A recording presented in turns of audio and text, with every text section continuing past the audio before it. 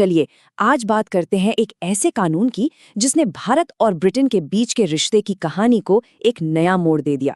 जी हाँ, हम बात कर रहे हैं 1813 के चार्टर एक्ट की। अब सवाल ये उठता है कि आखिर एक अकेला कानून एक पूरे उपमहाद्वीप की किस्मत को नई शक्ल कैसे दे सकता है। देखिए, ये एक्ट सिर्फ कुछ नियमों का एक दस्तावेज नहीं था, बल्कि ये भारत के भविष्य में होने वाले बहुत बड़े बदलावों की शुरुआत थी। तो सबसे पहले बात करते हैं पैसे की, व्यापार की, मतलब कि इस एक्ट के आर्थिक असर की। ये वो हिस्सा है जिसने भारत के साथ व्यापार का पूरा नक्शा ही बदल कर रख दिया। इस एक्ट का जो सबसे बड़ा और कह सकते हैं कि सबसे फौरन असर हुआ वो था ईस्ट इंडिया कंपनी के एकाधिकार यानी मोनोपोली का खत्म होना। 1813 से पहले भारत के साथ व्यापार पर लगभग पूरी तरह से सिर्फ कंपनी का कब्जा था, लेकिन इस एक्ट ने ये दरवाज़ा सभी ब्रिटिश नागरिकों के लिए खोल दिया। लेकिन यहाँ कहानी में एक ट्विस्ट है। ऐसा नहीं था कि कंपनी की सारी ताकत एक झटके में चली गई। ये जो मोनोपोली थी, ये पूरी तरह से खत्म नहीं हुई थी। और मजे की बात देखिए, कंपनी ने जो सबसे मलाईदार हिस्से थे ना व्यापार के, वो अपने पास रख लिए।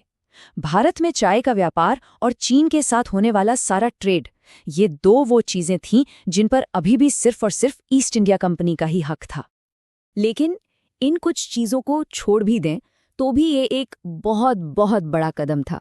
इसने ब्रिटेन की फ्री ट्रेड पॉलिसी को भारत के साथ ऑफिशियली शुरू कर दिया। मतलब अब कोई भी ब्रिटिश व्यापारी भारत आकर अपना सामान बेच सकता था, जिससे मुकाबला जाहिर तौर पर बढ़ गया। पर यह एक्ट सिर्फ पैसे और व्यापार के बारे में नहीं था। इसके कुछ हिस्से ऐसे थे जिनका असर भारत के समाज और संस्कृति पर पड़ना था, और ये असर बहुत गहरा और दूर तक जाने वाला साबित हुआ।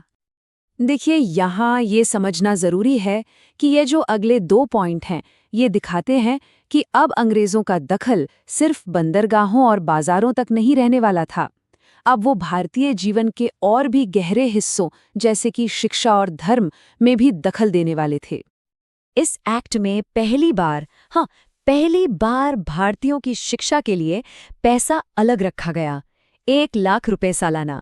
अब हो सकता है ये रकम आज बहुत बड़ी न लगे, लेकिन उस वक्त ये एक सिंबॉलिक और बहुत ही ऐतिहासिक कदम था। इसी ने भारत में मॉडर्न एजुकेशन सिस्टम की नींव रखी। और चौथा बड़ा बदलाव वो जुड़ा था धर्म से। ईसाई मिशनरियों को पहली बार ऑफिशियली भारत आने और अपने धर्म का प्रचार करने की इजाजत मिल गई। इस एक कदम ने भारत के सामाजिक और धार्मिक माहौल में एक नया और कह सकते हैं कि एक विवादास्पद चैप्टर भी जोड़ दिया। तो इन सबको अगर जोड़कर देखें तो इसका कुल असर क्या हुआ? चलिए इस एक्ट की दोहरी विरासत को समझते हैं, क्योंकि इसका असर सीधा साधा नहीं था। तो हमने क्या देखा? 2 तरह के बड़े बदलाव हुए।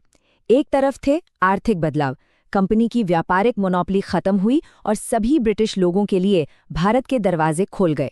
और दूसरी तरफ थे सामाजिक सांस्कृतिक बदलाव। पहली बार शिक्षा के लिए पैसा दिया गया और ईसाई मिशनरियों को भारत में आने की इजाजत मिली। मतलब 1813 के एक्ट ने ईस्ट इंडिया कंपनी के पंख तो काटे, उसके व्यापार की ताकत कम की, लेकिन इसने भारत पर ब्रिटिश साम्राज्य की पकड़ को और मजबूत कर दिया। कंपनी तो कमजोर हुई, पर साम्राज्य की पकड़ और गहरी हो गई। और यहीं पर आके हम एक बहुत बड़े सवाल पर रुक जाते हैं। क्या 1813 का चार्टर एक्ट भारत के लिए तरक्की का एक जरिया था, जिसने शिक्षा और नए विचारों के लिए दरवाजे खोले? या फिर ये ब्रिटिश कंट्रोल को और गहरा करने का एक तरीका था, जिसने भारतीय समाज में बाहरी दखल को और बढ़ा दिया?